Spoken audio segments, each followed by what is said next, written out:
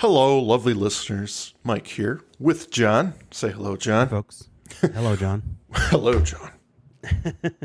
We're just stopping in here to let everyone know that our schedules have increased in stress levels. So, Density. for the time being, we are going to start releasing every other week. So, you're going to get an episode today, and then after that, it's going to be every other week. And we're not saying it's not going to go back, but right now there's a lot of stuff going on in my life and as well, John. Yep. It's just a little convoluted right now. That's the best word I can put it. So Convoluted is a good way of putting it. But yeah, don't fret. We will all this good stuff will be coming out, just a little bit delayed. And hopefully, probably who knows when, but after the holiday season's probably a good bet. Yeah, we'll go back to weekly. Yeah, well, we'll come back and we'll do something fun, maybe another playlist episode or something. But we should do another one of those. Oh yeah, good times, man. I've got a lot of stuff on my list. All right, guys. Well, enjoy the episode, and we will see you every other week. See you every week. You've tuned in to chipsgrooveradio with your hosts, Mike and John.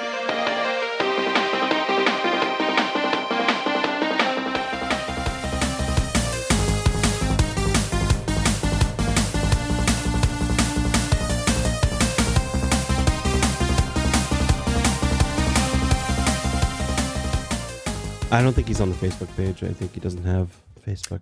I tried to tell him to go there and put the request in. But, Put the request in. But it has to be official or we're not going to do it. I need a form in triplicate. We need a form filled out.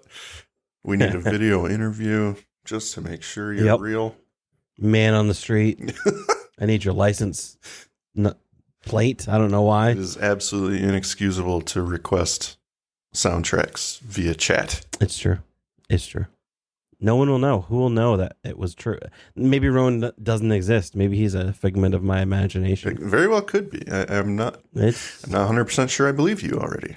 So, but this is a soundtrack, right? This is certainly a soundtrack. Yeah, I have no idea what this game is. I had no knowledge of it. Actually, this is the second of two. Or I believe. I don't know that there are any more, but I think there's some DLC. But of the main games, there's two. Yeah, and it's a roguelike.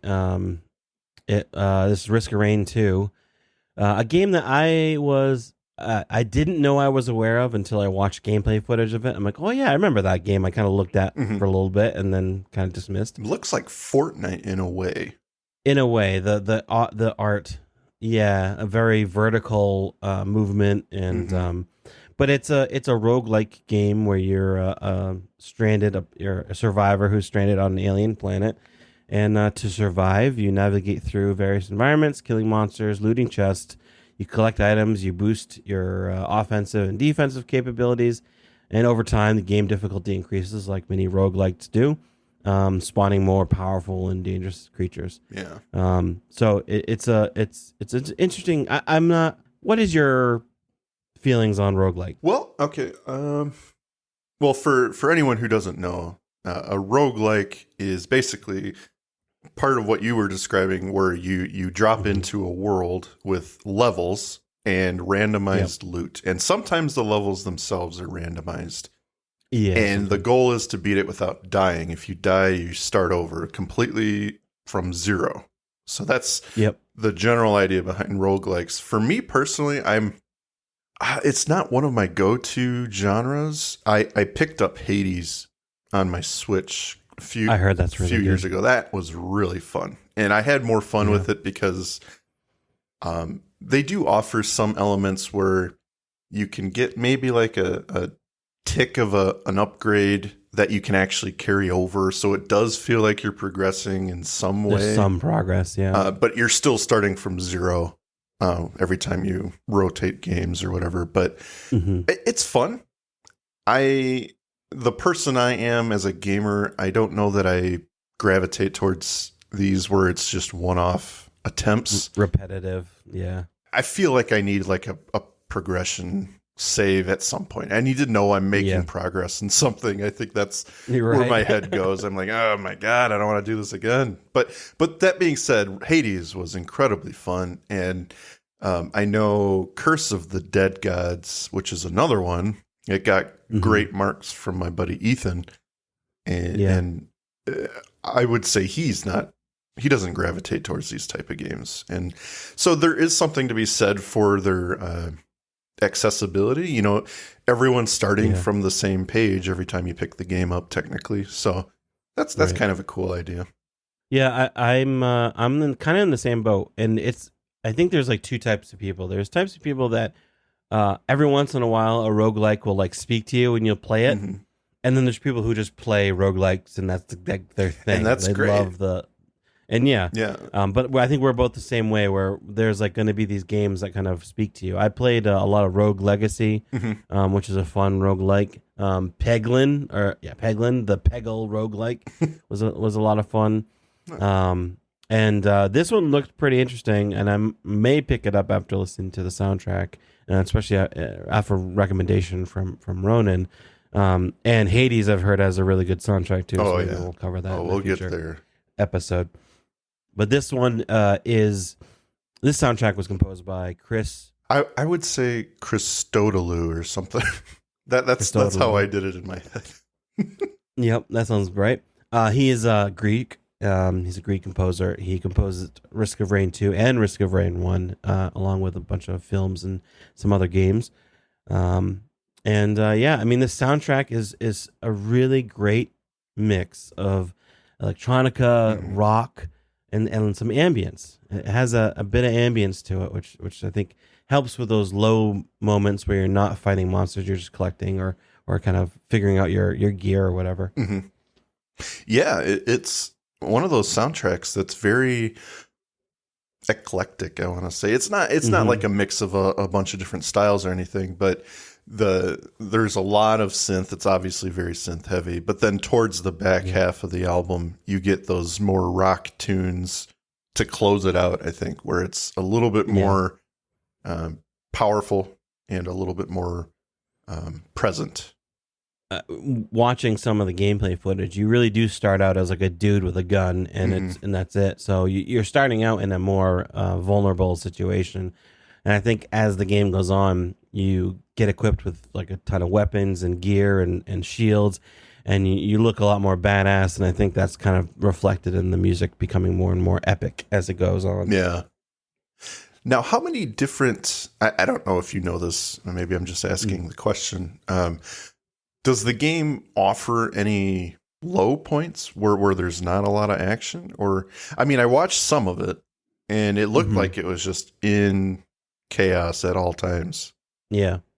I think there are, because so you'll have, I think there's these modules or nodes where you can go and interact with it, and it'll spawn a bunch of either whatever enemies it'll spawn, and it'll spawn in like a zone, and you fight those enemies, and I think once you're done fighting that select group of enemies, I think there's a lull where you're collecting stuff, you're collecting gear, you're attaching it to your whatever, your backpack or whatever. And I think there's a bit of a low point there where you can kind of run around and figure out what your next course of action is. So I think there are these lull moments, and I think a lot of the tracks do have those lull moments. They have a lot of ups and downs in them that kind of react to that. Yeah, I think there's one that stuck out to me was actually the title track, Risk of Rain 2. It's very synth heavy, and there's a calmness to the track with the synth beat, but at the same time, it sounds a little desperate and fearful. So it's almost like you're done with the battle, but where's the next one coming? You know, it's right. Just listening to the soundtrack, I can see images of an abstract realm or something and trying to navigate your way through a labyrinth. And one of my favorite aspects of this track is towards the middle, where the keywork sounds a little bit more plunky and the lead guitar just is howling. It's slowly swelling up. The drums really kick in and the song just crescendos. It's got a lot of layers on this track.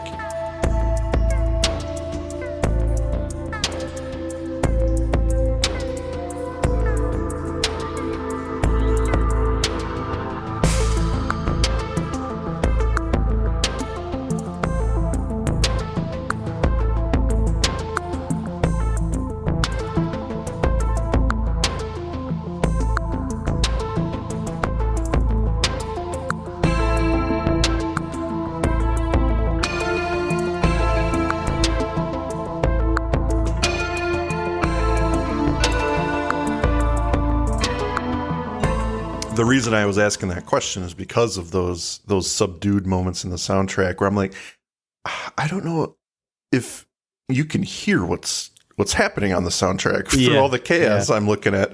Right. So, yeah. Yeah, I would agree that it's a great track because it has that heavy electronica, doesn't lean into the rock right at the beginning, and it sets like kind of a sinister and almost like sorrowful tone to it. Some of those notes and the minor keys that it plays throughout this track really sets like a feeling of danger around you. That I think is supposed to be there for the beginning of the game, where you're a survivor on an alien planet and you're very vulnerable. You're very vulnerable. Yeah, you have no defense upgrades, no offense upgrades. You're just a guy with a gun. So I think it does that lovely. And I think there's a through line of that. That really, I want to call it like an aesthetic of 50s sci-fi horror, where there's a lot of those high zither notes, and it sounds like there's like this really on the nose alien world sound to it, which I thought was pretty fun. Yeah, I the discordant like techno high note synth notes that you have that wavering synth note, the aliens coming down and shooting you with a ray beam. Yeah, I think one of the tracks that kind of brings it back into or starts the rock revolution on this album is Coping as Fuck. Yeah. It kind of gives off, like, at the beginning, it gives off like a slow rock Quake 2 vibe with me. Yeah. Like that grungy guitar. It just has that like feeling to it at the beginning. I had this on my list too, and I gotta be honest, it gave me that real-time strategy anthem feel. That too, yeah. When the beat and synth melody kick off, it really feels like you're getting the job done, sending units to scout enemy territory and launch an attack. It's just, I really enjoyed this track.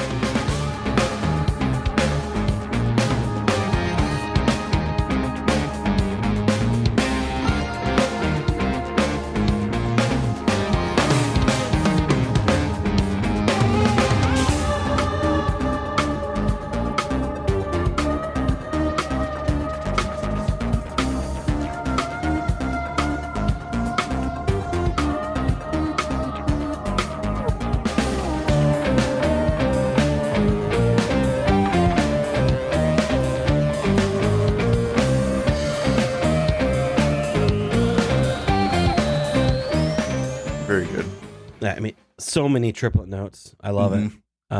It just seems to flow back and forth between rock and electronica. I know, like I said, in the game, there's these you call in the creatures that you're going to fight. So it really feels like there's a soft parts of the song that you're traveling between these spawn points, gathering yourself for the fight, and it just explodes into this heavy guitar as you summon enemies for the fight. I just love the ebb and flow of this track. Yeah, when the song enters the second half, it gets much more intense with that dirty soloing guitar and really powerful drumming. The flat notes in this song really add an element of danger for me, and there's just a great combination with those notes and the wah pedal on the guitar. Just very, okay, this is stress-inducing. Something's happening here. This is an epic moment, if you will. Yeah, and the kind of fight between the electronica and the rock guitar kind of gives you that sense of alien versus human. Like this, you're a man with machinery, and you're fighting these aliens, and like you get the, like you said, the kind of discordant high synth wave sounds throughout, and then it just rocks in with the guitar when you're ready to kick some ass. Yeah, it's just a great track. It's one of those standout tracks, if not the standout track for me. I had a lot of fun listening to it, and I think it gave the album a little bit more attitude. I believe it's the fourth or fifth track, and it's like, okay, so here we go. We're into the album now. I should say the album itself is just over 2 hours. So it's about 2 hours. Yeah, it's quite the listen. So This one really kicks it off for me. There was one track that I wanted to run by you because I was like, I think we've covered this game before, but we haven't, obviously. Disdrometer, sounds eerily similar to Mech Warrior 2 with that really mellow synth beat. It's a smooth departure, kind of a come down from the more intense songs on the record, and it allows for some breathing room. But this one, I was like, man, I could imagine just being in a mech right now and blasting some targets, because this sounds very, very familiar to me. Yeah, you have that plodding, kind of slow techno beat that builds up, with the kind of rounded synth notes and the accented like buttons pressing, or like the startup sequence or whatever, as it kind of plods forward, which was a big thing in the MechWarrior soundtrack, where you're in these mechs and you're marching forward in this giant machine slowly. Well, it feels slowly to you, but you're probably going 50 miles an hour in a big 100-ton mech. That definitely gives off MechWarrior 2 vibes.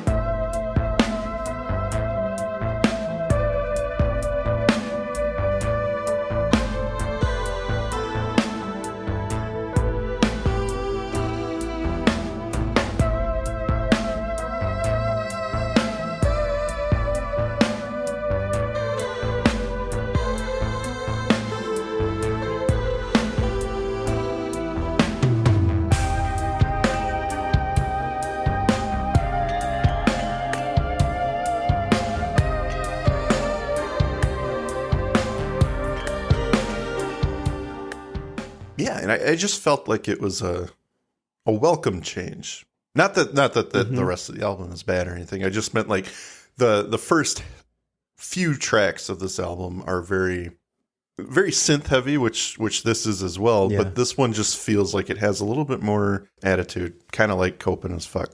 Yeah, for sure, and it has kind of that hub world energy to it, where you're or more of like exploration world, like. Yeah. This part of the game, you're like searching for something, or you're on like a jungle planet and you're lost. Has that kind of vibe to it, and I think that's part of what stuck out to me, is because that main synth beat feels like MechWarrior 2, and there's a lot of, I guess I wouldn't say exploration in that game, but there's a lot of quiet and looking around in that game, and it just kind of all fell together for me on this one, and.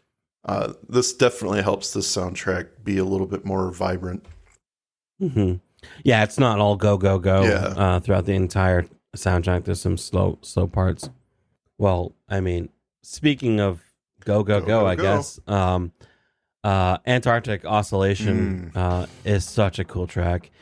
To me, in my mind, and maybe I'm just a wacko, this almost sounds like a boss fight for like a weird boss. If you know what I mean, like, like not like a standard, like kind of like a hack and slash boss, like a weird like octopus boss that kind of sneaks around and hides or whatever. On your toes in this song, but you don't know where the attack's going to come from. So it has that feel of being very ominous and dangerous, but again, it's just a matter of finding that danger. Yeah, you get that like kind of wacky guitar that plays these discordant minor notes that kind of sets you on edge. It has a great bass line that is like the one thing that keeps the song coherent throughout the entire thing, because even the drums are like laggy and have these offbeat notes and stuff. Yeah, they start and stop. It's a little light even on the main part of the song. It's still a beat, but it's very light on the percussion. Yeah, and then the bass kind of drags you along. I love the intense middle part where for whatever reason, the double kick bass just comes out of nowhere and just ramps things up to 11 after you have this like sick keyboard solo in the middle. Yeah. There's like synth keyboard solo, and then it goes double bass, like we're going to 11, boys.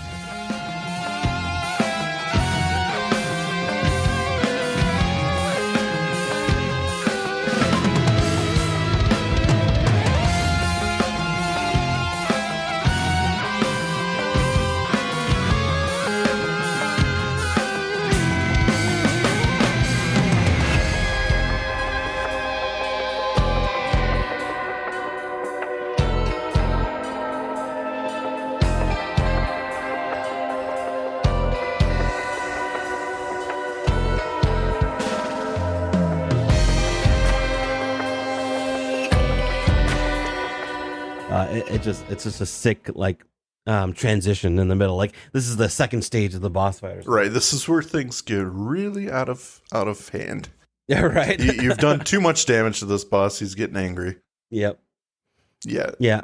All in all, like this track just seems like Chris is having a blast with this song. Like this song seems like it's so fun. Yeah. The double bass just adds that element of pretty much what the game is about, just firing bullet hell. And it's, you're trying to survive and you've got so many enemies raining down on you that you just have to make your way and spray and pray.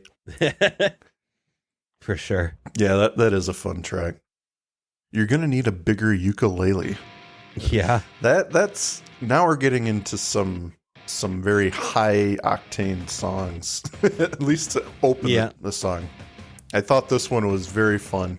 You got a lot more rock elements on this one. And one thing that stuck out to me, like it did throughout a few tracks, is that 50s sci-fi element to me. The lead guitar on this is just kind of howling along and wavering up and down, and it offers that really you're on an alien world feel. And it's I don't know, I think he was going for that really campy feel, like for the whole album. This is like heavy metal Twilight Zone. Yeah, like a really weird combination of heavy metal. We got double bass again, and then we've got that howly guitar that just reminds me of 50s sci-fi. Like I'm imagining like strings holding up an alien coming at me. It's a fun theme throughout the album.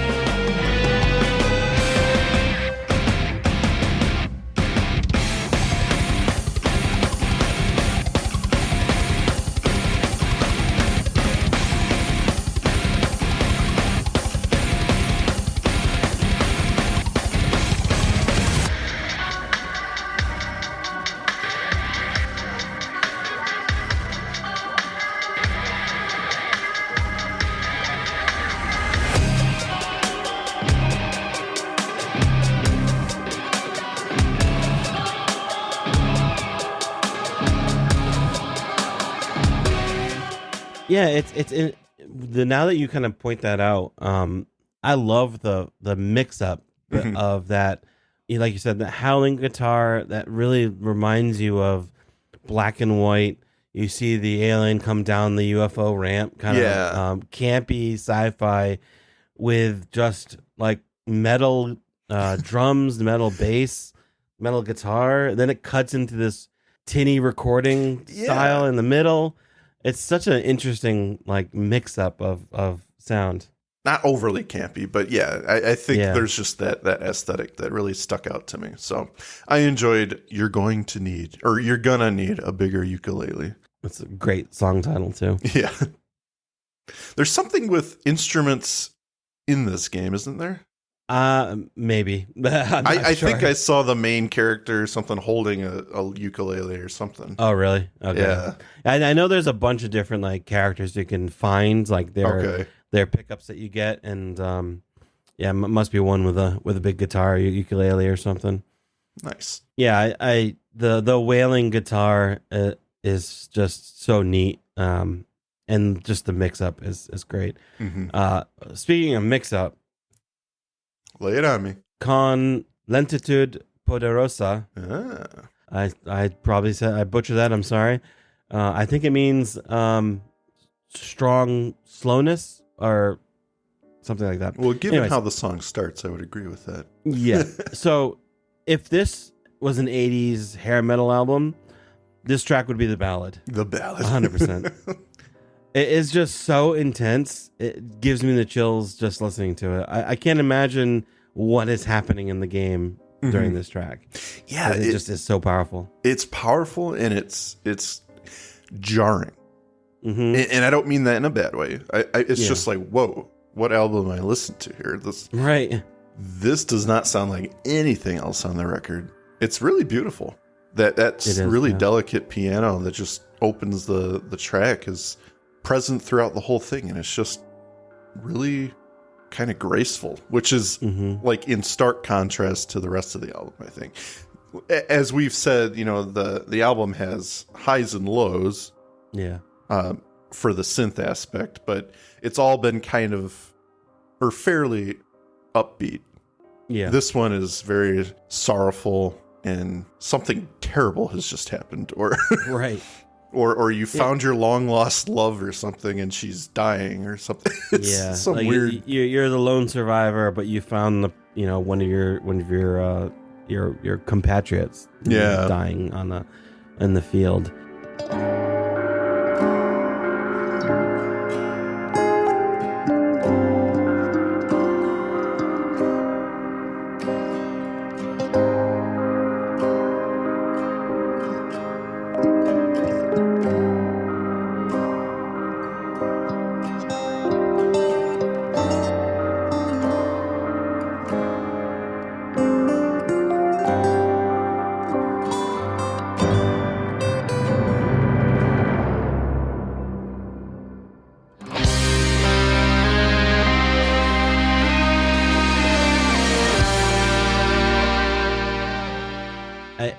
It almost has that feeling of like, if you're thinking of film, where it's that middle of the movie tragedy, like you a new low, like your character has hit the lowest of lows, and it's only up from here. And how they're going to get there is the rest of the movie. Yeah. It has that feeling to it, which is really interesting, especially in the position it's in the album. I don't know if that means anything.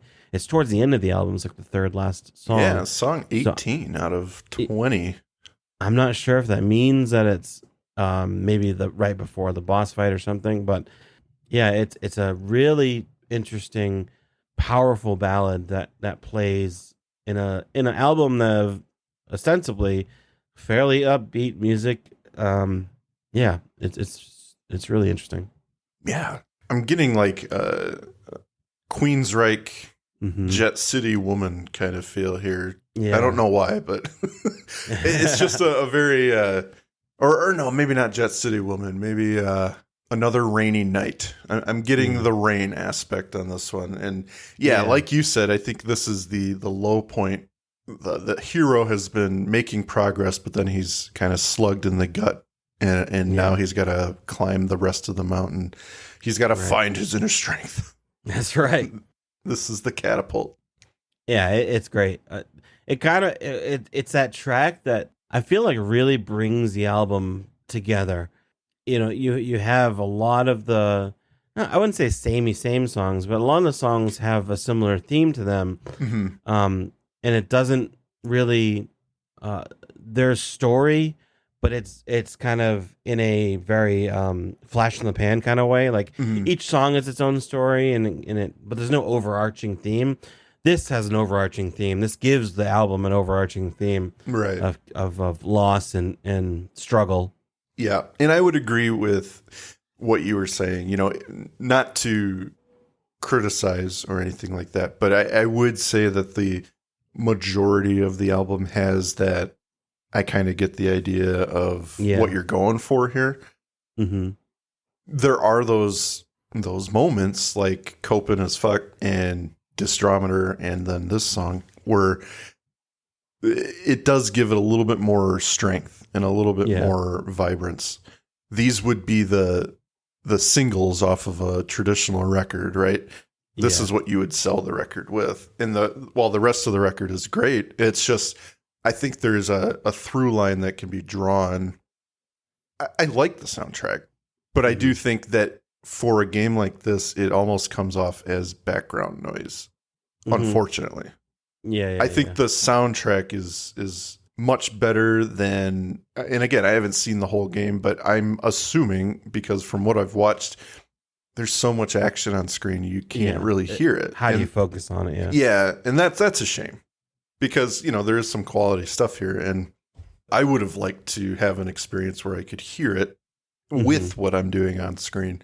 And to have 2 hours of music accompany this game, I really sincerely hope that it gets some airtime in the game, because it deserves it. So, well, now we've kind of gone over maybe some final thoughts on the album. Yeah, final thoughts. Well, I guess I kind of got into it there, but Yeah. I think overall the album is a fun listen.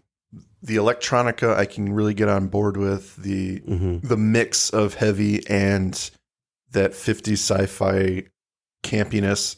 I enjoyed that a lot. I thought it was a clever way because I think Chris leaned into kind of the art style of the game. It is cartoony, very space helmety. You know, there's big bubble. It looks like it was, something kind of obscure and ridiculous. But yeah, I think he leaned into that a bit, and there are a few tracks on here that stand out. And overall, I think it's worth the listen. As a whole, for me, I would say I don't know when I would be coming back to it. Outside of maybe one more listen before I close out my night tonight. Right. And that is not to say the album's not good. I think it's a great album. It's just for me, it's a little, the majority of the album is you get the idea of what he's going for. I think it could probably be quite a bit shorter and you'd still have a nice set of songs here. Yeah, I'm wondering how it's affected by the fact that it's a roguelike. So do you need to have more music for more worlds, depending on how randomized it is or what have you? And yeah, I can definitely see this album being kind of lost in the background noise. And that's a shame. And it's a shame. And I think for me, it's one of those albums that you can definitely put on, and it's a kind of similar to Carpenter Brute type albums where you can kind of put it on in the background and do some coding or do some writing or something like that. Yeah. And I think it's a great soundtrack for that. And then it has those moments where it takes you out of it, like that song we just mentioned and Coping as Fuck, where you get to rock along with the album as like a little break. Yeah. I think what you're saying is right, where it's a bit too long. Some of the tracks are a bit too samey, and it kind of is. If it wasn't for those tracks that were a bit more standout, if everything was more like the other tracks, it wouldn't be nearly as good. Exactly. Yeah. There are definitely some hits on here, and I think Christodoulou did a great job with what he was given for source material. I think he overdid it. Yeah. In my honest opinion, I can't imagine this game being super long to require 2 hours of music. I could be very wrong, but I believe I looked up a long play of it, and it was an hour long. So obviously he can beat the game, whoever it was, in an hour. Yeah. So maybe Chris was just covering his bases and doing more than he should have, he had to. And that's great. I'm sure the developers loved it. Right. But yeah, I think he could, cut some tracks here and make it a little tighter of an album. And yeah, I think it would have hit a little bit better for me. But I do encourage everyone to listen to it. It's if you really like electronica and kind of synth heavy zone out music, this might be for you. It might just not be my style for my normal go-to, I guess is the best way to put it. Yeah. And I think it's, like you said, if you're into that electronica, that kind of, that with the mix of some rock guitar and all that, I think it'd be right up your alley. If you want to get to Chris's website, he has a Bandcamp. It's Chris ChrisTodoulou.bandcamp.com. I'm not sure if you can actually buy the album anywhere. You can. They have released this on vinyl, and you can actually find it right now. I saw it today on Amazon and a couple other places. But you can also get it on Spotify and iTunes. So nice. Please show Chris Christodoulou some support. He's got a great piece here. And I think for me, I would give this 7 out of 10 ray guns. All right. I think my rating would be a little higher, 8 out of 10 shield bubbles. But overall, it's a great listen. Yeah, I had fun with it. Yeah, for sure. Now I'm gonna go watch some old 50s horror movies or sci-fi. There's one where like a big brain is attacking people. I think That makes sense. that's a good one. Thank you all for listening today. I am your host, Mike, and with me is John. And if you would like to say goodbye, John, please do so. I'm gonna die and live and die and live and repeat, and I'll be doing that for the rest of my life, I guess. There you go. Thank you for listening to today's episode. If you liked what you heard, please rate and subscribe on your podcast app of choice. Also, check out Magus Media's other podcast, This Is Not Happening, Another X-Files podcast for complete episode breakdowns, insightful banter, and inane babble. Thank you, and we'll see you next time.